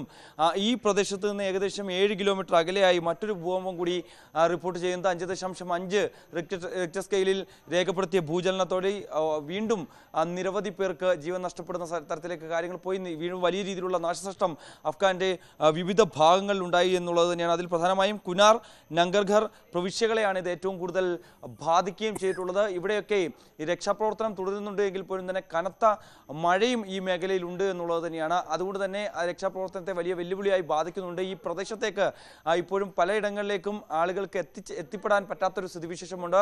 നിരവധി പേർ ഈ കല്ലിലും മണ്ണിലും ഒക്കെ അടിയിലായി കുടുങ്ങിക്കിടക്കുന്നുണ്ട്. ഇവരെ രക്ഷപ്പെടുത്തുന്നതിന് വേണ്ടിയുള്ള ശ്രമങ്ങളും ഊർജിതമായി നടക്കുന്നുണ്ട്. അതിനിടെ ലോകമെമ്പാടുമുള്ള രാജ്യങ്ങളോട് അഫ്ഗാൻ ജനത സഹായം അഭ്യർത്ഥിക്കുന്നുണ്ട്. തങ്ങളെ സഹായിക്കണമെന്നുള്ള അഭ്യർത്ഥനയുടെ ഭാഗമായി ഇന്ത്യ കഴിഞ്ഞ ദിവസം തന്നെ ഈ ഭൂകമ്പം ഉണ്ടായതിന് ആ നിമിഷം തന്നെ ഇത്തരത്തിൽ സഹായം വാഗ്ദാനം ചെയ്തിരുന്നു. ഇന്ത്യക്ക് പുറമെ ചൈനയും സമാനമായ രീതിയിൽ സഹായ വാഗ്ദാനമായി രംഗത്ത് വരികയും ചെയ്തിരുന്നു. ഇന്നും ഇതുമായി ബന്ധപ്പെട്ട് നിരവധി ട്രക്കുകളിൽ അല്ലെങ്കിൽ നിരവധി ടൺ ഭക്ഷ്യവസ്തുക്കൾ അഫ്ഗാനിസ്ഥാനിലേക്ക് അയക്കാനുള്ളൊരു തീരുമാനമുണ്ട്. ഒപ്പം തന്നെ കഴിഞ്ഞ ദിവസങ്ങളിലൊക്കെയായി 15 ടൺ ഭക്ഷ്യവസ്തുക്കളും അഫ്ഗാനിസ്ഥാനിലേക്ക് എത്തിക്കുകയും ചെയ്തിരുന്നു. ഒപ്പം തന്നെ 1000 ടെൻറ്റുകൾ അയച്ചതായും വിദേശകാര്യ മന്ത്രാലയം വ്യക്തമാക്കുകയും ചെയ്യുന്നു. ചൈനയുടെ ഭാഗത്തുനിന്നും സമാനമായ രീതിയിലുള്ള സഹായങ്ങൾ അഫ്ഗാനിസ്ഥാന് ലഭിക്കുന്നുണ്ട് എന്നുള്ളത് തന്നെയാണ്. എന്തായാലും നിലവിൽ ഈ ഒരു രക്ഷാപ്രവർത്തനം പുരോഗമിക്കുകയാണ്. ഇനിയും മരണസംഖ്യ ഉയരാൻ സാഹചര്യം തന്നെയാണ് അവിടെ നിലനിൽക്കുന്നത് എന്നുള്ളത് തന്നെയാണ് അഫ്ഗാന്റെ ഭരണകൂടം അറിയിക്കുന്നത്, താലിബാൻ വ്യക്തമാക്കുന്നത്. ശരി മിഥുൻ. സുഡാനിൽ ഉരുൾപൊട്ടലിൽ 1000-ലധികം പേർ മരിച്ചു. വടക്കൻ സുഡാനിലെ ദർഫർ മേഖലയിലെ ഒരു ഗ്രാമം പൂർണ്ണമായും ഒഴുകിപ്പോയി. രക്ഷാപ്രവർത്തനം നടത്താൻ കഴിയാത്ത വിധം ഒറ്റപ്പെട്ടിരിക്കുകയാണ് ഈ ഗ്രാമം. മിഥുന് സുഡാനും സമാനമായ പ്രകൃതിക്ഷോഭത്തിൻ്റെ പ്രതിസന്ധിയിലാണ്. 1000-ലധികം പേർ മരിച്ചു എന്നാണ് വിവരം. മറ്റു കാര്യങ്ങൾ എന്തൊക്കെയാണ്? രജിത്ത്, ഈ സുഡാനെ സംബന്ധിച്ച് കഴിഞ്ഞ 2-3 വർഷമായി അവിടെ ആഭ്യന്തര യുദ്ധം പുറപ്പെട്ടിട്ട് 2-3 വർഷമായി അത്തരത്തിൽ നിരവധി ആളുകൾക്ക് ജീവഹാനി സംഭവിക്കുകയും ഒപ്പം തന്നെ നിരവധി പേർ പട്ടിണി മൂലം മരിക്കുകയും ചെയ്തിട്ടുള്ള ഒരു സാഹചര്യം സുഡാനെ സംബന്ധിച്ചുണ്ടായിരുന്നു. നിരവധി പേർ അവർ താമസിച്ചിരുന്ന സ്ഥലത്തു നിന്നൊക്കെ പലായനം ചെയ്തു പോവുകയും ചെയ്തു. അങ്ങനെ പലായനം ചെയ്ത് ഈ ദർഫർ മേഖലയിലെ ഒരു തർസീൻ എന്ന ഗ്രാമത്തിലായിരുന്നു ഇവർ എത്തിയിരുന്നത്. ഏകദേശം 1000-ലധികം പേർ താമസിച്ചിരുന്ന തർസീൻ ഗ്രാമത്തിലാണ് ഇപ്പോൾ ഈ ഒരു മണ്ണിടിച്ചിൽ ഉണ്ടായിരിക്കുന്നത്. അതിന്റെ സമീപപ്രദേശത്തുള്ള ഗ്രാമത്തിലുമൊക്കെ നിരവധി ആളുകളുണ്ട്. അവിടെ എന്താ സംഭവിച്ചിട്ടുള്ളതെന്ന് ഇപ്പോഴും അറിയാൻ സാധിച്ചില്ല. പക്ഷേ പുറത്തു വരുന്ന വിവരങ്ങൾ അനുസരിച്ച് തർസീൻ ഗ്രാമത്തിലെ ഒരാൾ മാത്രമാണ് അവിടെ അവശേഷിച്ചിരിക്കുന്നത്, ജീവനോടെ അവശേഷിച്ചിരിക്കുന്നത് എന്നുള്ളതാണ്. ആ ഗ്രാമം അപ്പാടെ ഒലിച്ചു പോകുന്നൊരു സ്ഥിതിവിശേഷം. അത്രത്തോളം വലിയ ദുരന്തമാണ് അവിടുത്തെ ജനതയെ തേടിയെത്തിയത്. കാരണം കഴിഞ്ഞ 2-3 വർഷമായി അവർ നേരിടുന്ന ആ ദുരന്തത്തിന് പിന്നാലെ മറ്റൊരു ദുരന്തം കൂടി, പ്രകൃതി ദുരന്തം കൂടി അവർക്ക് വിനയായി വരുന്നു എന്നുള്ളത് തന്നെയാണ്, വലിയ രീതിയിൽ പ്രതികൂലമായി വരുന്നു എന്നുള്ളത് തന്നെയാണ്. അങ്ങനെ ആയിരക്കണക്കിന് പേരാണ് അവിടെ മരണപ്പെട്ടിരിക്കുന്നത്. മറ്റ് ഇടങ്ങളിലേക്ക് ഈ ദർഫർ മേഖലയിൽ 5 മുതൽ 8 വരെ ഗ്രാമങ്ങൾ ഉണ്ട് എന്നുള്ളതാണ്. അവിടെ മലയോര മേഖലയാണ്, ഒപ്പം തന്നെ വനാതിർത്തിയാണ്. അവിടേക്കൊക്കെ കടന്നു ചെല്ലാൻ പറ്റാത്തൊരു സ്ഥിതിവിശേഷമുണ്ട്. മറ്റ് ഗ്രാമങ്ങളിലെ ഉള്ളവർക്ക് ആ മേഖലകളിലും മണ്ണിടിച്ചിൽ ഉണ്ടായതായിട്ടുള്ള വിവരങ്ങളുണ്ട്. പക്ഷേ അവിടെയുള്ള ആളുകൾക്ക് എന്ത് സംഭവിച്ചു, അല്ലെങ്കിൽ ആർക്കെങ്കിലും പരിക്കേറ്റുണ്ടോ, അല്ലെങ്കിൽ അവിടെ അവരെല്ലാം സുരക്ഷിതരായിരിക്കുന്നുണ്ടോ എന്നടക്കമുള്ള കാര്യങ്ങൾ ഒരു വ്യക്തത ഇനിയും വന്നിട്ടില്ല എന്നുള്ളതാണ്. ആ മേഖലയിലേക്ക് കടന്നു ചെല്ലാൻ ഇരുവരെയും ആയിട്ടില്ല എന്നുള്ളതാണ് ഏറ്റവും പ്രധാനപ്പെട്ട കാര്യം. കാരണം ആഭ്യന്തര യുദ്ധം പൊട്ടിപ്പുറപ്പെട്ട സാഹചര്യത്തിൽ അവിടുത്തെ ഭരണം കൈയാളുന്ന പാർട്ടിക്ക് ഇപ്പോഴും ലിബറേഷൻ ആർമിക്ക് സുഡാൻ ലിബറേഷൻ ആർമിക്ക് ഇപ്പോഴും ഈ കാര്യങ്ങളൊക്കെ ഒന്നും തന്നെ രക്ഷാപ്രവർത്തനം കാര്യമായ രീതിയിൽ കാര്യക്ഷമതയോടുകൂടി ഊർജിതമാക്കാൻ സാധിച്ചിട്ടില്ല എന്നുള്ളതാണ് വെല്ലുവിളി. മറ്റൊന്ന്, ശക്തമായ മഴയുണ്ട്. ഇതിനു മുമ്പും 6 ദിവസം കനത്ത രീതിയിൽ, അതായത് സുഡാൻ ഇതിനു മുമ്പ് കണ്ടിട്ടില്ലാത്ത തരത്തിലുള്ള വലിയ മഴയായിരുന്നു ഈ പ്രദേശത്തൊക്കെ ഉണ്ടാവുകയും ചെയ്ത് അതിനെ തുടർന്നാണ് ഈ മണ്ണിടിച്ചിൽ ഉണ്ടാവുകയും ചെയ്തത്. ഇപ്പോഴും കനത്ത മഴ അവിടെയുണ്ട്. അതുകൊണ്ട് തന്നെ മണ്ണിടിച്ചിൽ ഇനിയും ഉണ്ടാകാനുള്ള സാഹചര്യമുണ്ട് എന്നുള്ളത് തന്നെയാണ്. എന്തായാലും 1000-ലധികം പേർ മരണപ്പെട്ടു എന്നുള്ള അതീവ ദുഃഖകരമായിട്ടുള്ള വാർത്തകളാണ് സുഡാനിൽ നിന്ന് പുറത്തു വരുന്നത്. ശരി മിഥുൻ. പാകിസ്ഥാനിൽ ചാവേർ ബോംബ് സ്ഫോടനം ഉണ്ടായി. 11 പേർ. തെക്ക് പടിഞ്ഞാറൻ പ്രവിശ്യയായ കൊറ്റയിലാണ് ഇന്നലെ സ്ഫോടനം സംഭവിച്ചത്. ബലൂചിസ്ഥാൻ നാഷണൽ പാർട്ടിയുടെ പരിപാടിക്കിടയിലായിരുന്നു സംഭവം ഉണ്ടായത്. മിഥുന്, ചാവേർ ആക്രമണം എന്ന് തന്നെ സ്ഥിരീകരിച്ചിട്ടുണ്ടല്ലേ?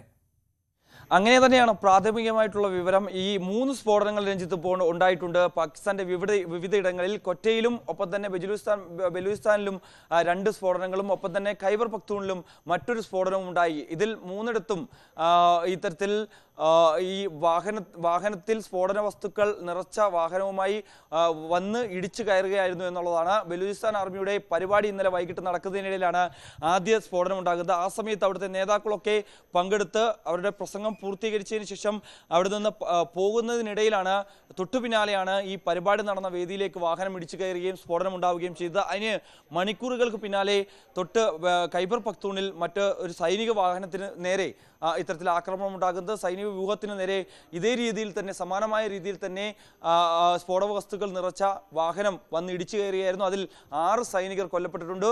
മറ്റൊന്ന് ബലൂചിസ്ഥാൻ മേഖലയിലാണ്. അവിടെ ഇതേ രീതിയിലുള്ള ആക്രമണം ഉണ്ടായി. അങ്ങനെ 25 പേർ കൊല്ലപ്പെട്ടു എന്നുള്ള വിവരമാണ് പാകിസ്ഥാനിൽ നിന്ന് പുറത്തു വരുന്നത്. ഏകദേശം 50-ലധികം പേർക്ക് പരിക്കേറ്റുകയും ചെയ്തിട്ടുണ്ട്. പക്ഷേ ഈ ആക്രമണത്തിന് പിന്നിൽ ആരാണ് എന്നുള്ളതൊരു വ്യക്തതയില്ല. ആരും തന്നെ ഇത് ഏറ്റെടുത്തിട്ടില്ല എന്നുള്ളതാണ് ഏറ്റവും പ്രധാനപ്പെട്ട കാര്യം. എന്തായാലും കഴിഞ്ഞ കുറേ കാലങ്ങളായി പാകിസ്ഥാനിൽ ആഭ്യന്തര കലഹം അതിൻ്റെ ഉച്ചസ്ഥായിലെത്തിയിരിക്കുന്ന സാഹചര്യമായിരുന്നു. ഇന്ത്യ പാകിസ്ഥാൻ സംഘർഷത്തിനിടയിലും വലിയ രീതിയിൽ ആഭ്യന്തര കലഹം അവിടെ രൂക്ഷമായ ഒരു സാഹചര്യമുണ്ടായിരുന്നു. ആ മേഖലയിൽ തന്നെയാണ് ഇപ്പോൾ വീണ്ടും സ്ഫോടനമുണ്ടായിരിക്കുന്നത്. കഴിഞ്ഞ 2 വർഷത്തിനിടെ ഏകദേശം 782ഓളം പേർ ഖൈബർ പഖ്തൂണിൽ മാത്രം ഈ സ്ഫോടന പരമ്പരയിൽ കൊല്ലപ്പെട്ടിട്ടുണ്ട്. കൊറ്റ മേഖലയിലും സമാനമായ സാഹചര്യമാണ്. 500-ലധികം പേർ സ്ഫോടനത്തിലൂടെ കൊല്ലപ്പെട്ട ഒരു സ്ഥിതിവിശേഷമുണ്ട്. അങ്ങനെ പാകിസ്ഥാനിലെ ഔദ്യോഗിക റിപ്പോർട്ട് പ്രകാരം ഏകദേശം 25ഓളം പേർ ഇപ്പോൾ നടന്നിട്ടുള്ള ഈ ഒരു ആക്രമണത്തിൽ കൊല്ലപ്പെട്ടിട്ടുണ്ട് എന്നുള്ളതാണ്. ശരി മിഥുനാണ് വിവരങ്ങൾ പങ്കുവച്ചത്. ഇടവേളയ്ക്ക് ശേഷം തിരിച്ചു വരാം. തെലങ്കാനയിൽ BRS പാർട്ടിക്കുള്ളിൽ ആഭ്യന്തര സംഘർഷം രൂക്ഷമാകുന്നു. കെ ചന്ദ്രശേഖർ റാവുവിന്റെ മകൾ കെ കവിതയെ BRSൽ നിന്ന് പാർട്ടി വിരുദ്ധ പ്രവർത്തനങ്ങൾ ആരോപിച്ച് ഇന്നലെ പുറത്താക്കിയിരുന്നു. BRS നേതാക്കളുമായി ടി ഹരീഷ് റാവുവും ജെ സന്തോഷ് കുമാറും കവിതയ്ക്കെതിരെ ഉന്നയിച്ച ആരോപണങ്ങളാണ് പാർട്ടിയിൽ ആഭ്യന്തര പ്രതിസന്ധി രൂക്ഷമാക്കിയത്. രാകേഷ് ശരിയാണ്. രാകേഷ്, തെലങ്കാന ഭരിച്ചിരുന്നൊരു പാർട്ടിയാണ്. അവർ വീണ്ടും ഭരണത്തിൽ തിരിച്ചു വരുമെന്നൊക്കെയുള്ള ആത്മവിശ്വാസം പ്രകടിപ്പിച്ചിരുന്നു. ഇപ്പോൾ ഈ പ്രതിസന്ധി എങ്ങനെയാണ് പാർട്ടി സംവിധാനത്തെ മൊത്തം ബാധിച്ചിരിക്കുന്നത്? രഞ്ജിത്ത്, TRS എന്ന് പറയുന്ന ഇപ്പോഴത്തെ BRS ഭാരതീയ രാഷ്ട്ര സമിതി രൂപീകരിച്ച് ഏതാണ്ട് 25 വർഷത്തോട് അടുക്കുകയാണ്. 2001-ലാണ് ഈ പാർട്ടി രൂപീകരിച്ചത്. രൂപീകരണത്തിന് ശേഷമുള്ള നാളുകൾ നോക്കുകയാണെങ്കിൽ അതിൻ്റെ ചരിത്രത്തിലെ ഏറ്റവും വലിയ പ്രതിസന്ധിയിലൂടെ ആഭ്യന്തര കലഹത്തിലൂടെയാണ് ആ പാർട്ടി കടന്നു പോകുന്നത്. കാരണം 2001-ലാണ് തെലങ്കാന എന്ന പ്രത്യേക സംസ്ഥാനം ആവശ്യപ്പെട്ടുകൊണ്ട് കെ ചന്ദ്രശേഖർ റാവു പുതിയ രാഷ്ട്രീയ പാർട്ടിക്ക് രൂപം നൽകുന്നത്. 2014-ൽ തെലങ്കാന രൂപീകരിക്കപ്പെട്ടതിന് തൊട്ടു പിന്നാലെ നടന്ന നിയമസഭാ തെരഞ്ഞെടുപ്പിൽ അവർ അധികാരത്തിൽ വന്നു. ചന്ദ്രശേഖർ റാവു മുഖ്യമന്ത്രിയായി. 2018-ൽ വീണ്ടും തെരഞ്ഞെടുപ്പ് നടന്നപ്പോഴും തുടർഭരണമായിരുന്നു ലഭിച്ചത്. ഹാട്രിക് വിജയം രഞ്ജിത്ത് സൂചിപ്പിച്ചു ലക്ഷ്യമിട്ടായിരുന്നു ഇക്കഴിഞ്ഞ നിയമസഭാ തെരഞ്ഞെടുപ്പിനെ നേരിട്ടതെങ്കിൽ പോലും കോൺഗ്രസ് അവിടെ തിരിച്ചു വരുന്നതാണ് കണ്ടത്. പക്ഷേ അതിനുശേഷം നോക്കുകയാണെങ്കിൽ ആഭ്യന്തര കലഹം ആ പാർട്ടിയിൽ ശക്തമാകുന്നു. പ്രത്യേകിച്ച് കുടുംബത്തിൽ തന്നെ കലഹം രൂപപ്പെടുന്ന സാഹചര്യമാണ് ഉണ്ടായിരിക്കുന്നത്. ഇപ്പോൾ ഒരു കടുത്ത നടപടിയിലേക്ക് ഇപ്പോൾ പോകാനുള്ള കാരണം, ഒന്ന്, ഹരീഷ് റാവു മരുമകനാണ് ചന്ദ്രശേഖർ റാവുവിൻ്റെ. ഹരീഷ് റാവുവിനെയും മറ്റൊരു ബന്ധു കൂടിയായ സന്തോഷ് കുമാറിനെതിരെയും ഗുരുതര ആരോപണമാണ് ഇപ്പോൾ കെ കവിത നടത്തിയിരിക്കുന്നത്. അതായത് കലേശ്വരം പദ്ധതി BRS സർക്കാരിൻ്റെ ഏറ്റവും അഭിമാന പദ്ധതിയായി ചന്ദ്രശേഖർ റാവു കൊണ്ടുവന്നതാണ്.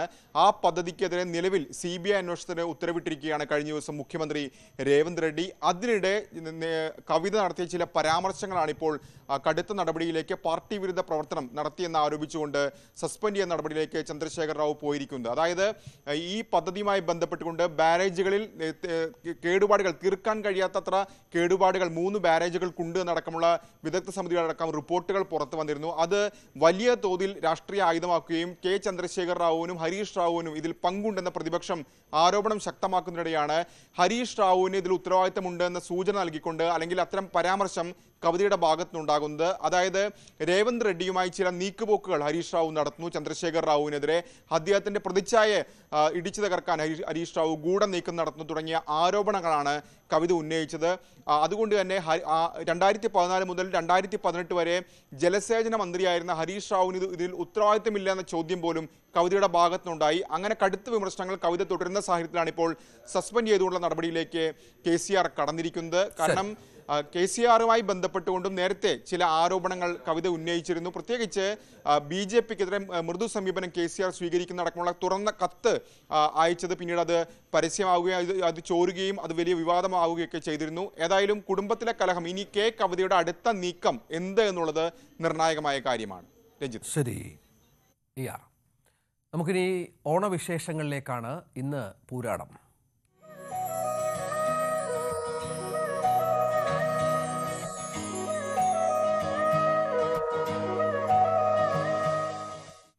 സംസ്ഥാന സർക്കാരിന്റെ ഓണം വാരാഘോഷത്തിന് ഇന്ന് തിരുവനന്തപുരത്ത് തുടക്കമാകും. നിശാഗന്ധി ഓഡിറ്റോറിയത്തിൽ മുഖ്യമന്ത്രി പിണറായി വിജയൻ വാരാഘോഷം ഉദ്ഘാടനം ചെയ്യും.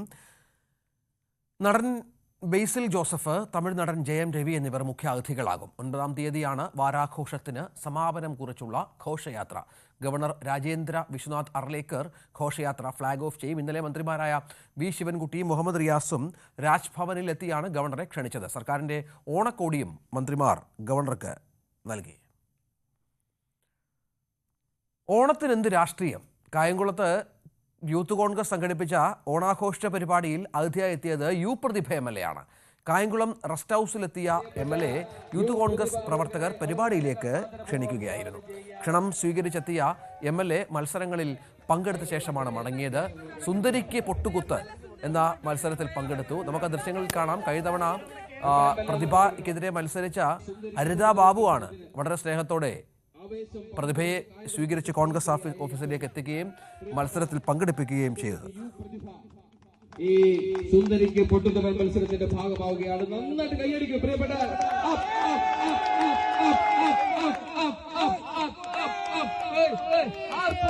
എത്തിയിട്ടില്ല. ഇനി ഏതാണ്ട്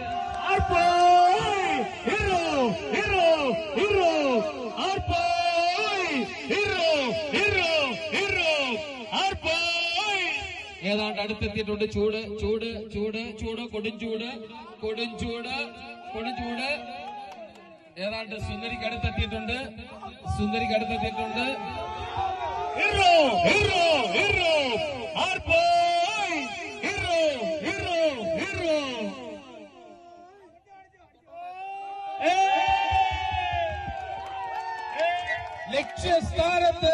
ലക്ഷ്യസ്ഥാനത്തെത്തിയിരിക്കുകയാണ് കായംകുളത്തിന്റെ MLA പ്രിയപ്പെട്ട അഡ്വക്കേറ്റ് യു.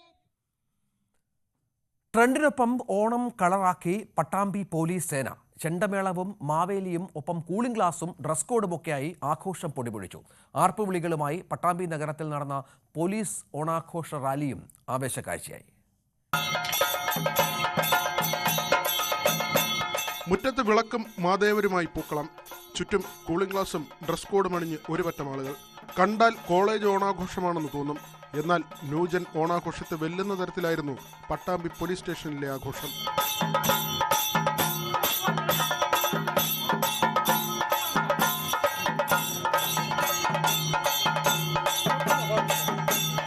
ചെണ്ടമേളത്തിനും മാവേലിക്കുമൊപ്പം കാക്കിക്ക് പകരം കറുപ്പും വെളുപ്പും ഡ്രസ് കോഡും അണിഞ്ഞെത്തിയുള്ള പോലീസ് ഉദ്യോഗസ്ഥരുടെ കാഴ്ച ആവേശക്കാഴ്ചയായി മാറി.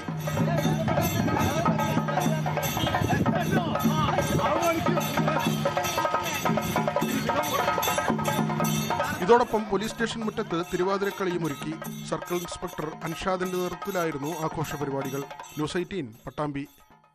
ഓണമായതോടെ നാടെങ്ങും ആഘോഷമാണ്. സ്കൂളിലും കോളേജുകളിലും ഓഫീസുകളിലും മാത്രമല്ല, സ്ഥിരം യാത്ര ചെയ്യുന്ന ട്രെയിനിലും ഓണം പൊടിപൊടിക്കുകയാണ്. യാത്രക്കാരുടെ അത്തരത്തിലുള്ള ഓണാഘോഷത്തിലേക്ക് പോകാം.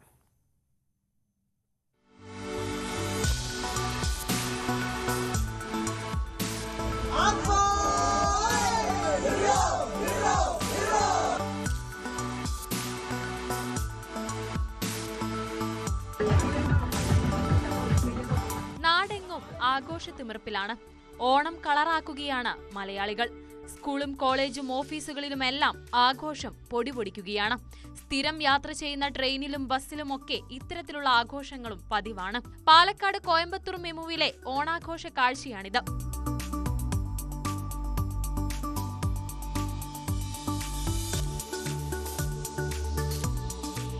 ട്രെയിനിന്റെ അകത്ത് പൂക്കളവും തിരുവാതിരക്കളിയുമെല്ലാം അരങ്ങേറി. സ്ഥിരയാത്രക്കാരാണ് സംഘാടകർ. എല്ലാ വർഷവും ഇത്തരം ആഘോഷം പതിവാണ്. യാത്രക്കാരുടെ കൂട്ടായ്മയും വേറിട്ട ആഘോഷവുമെല്ലാം യാത്രക്കാർക്കും കൗതുകമായി. ന്യൂസ് 18 പാലക്കാട്. ഇനി ന്യൂസ് ട്രെൻഡ്സ് കാണാം. മഞ്ജുഷ് ഗോപാൽ ചേരും.